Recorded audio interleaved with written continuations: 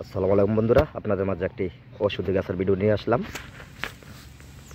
একটা আমরা গাজীপুরের বাসায় বলে থাকি আত্মীয়সুরের গাছ। এই গাছের পাতা যাদের চোখের সমস্যা আছে, চোখ দিয়ে পানি পড়ে, চোখ চুলকায় বা চোখের ছানি আছে, এই পাতার রস চোখে দিয়ে প্রতিদিন সকালে চোখে 2-3 ফোঁটা করে দেবেন। দিয়ে কিছুক্ষণ শুয়ে থাকবেন, কিছুক্ষণ পর উঠে চোখটা ধুয়ে ফেলবেন, দেখবেন একবারে চোখ পরিষ্কার হয়ে গেছে।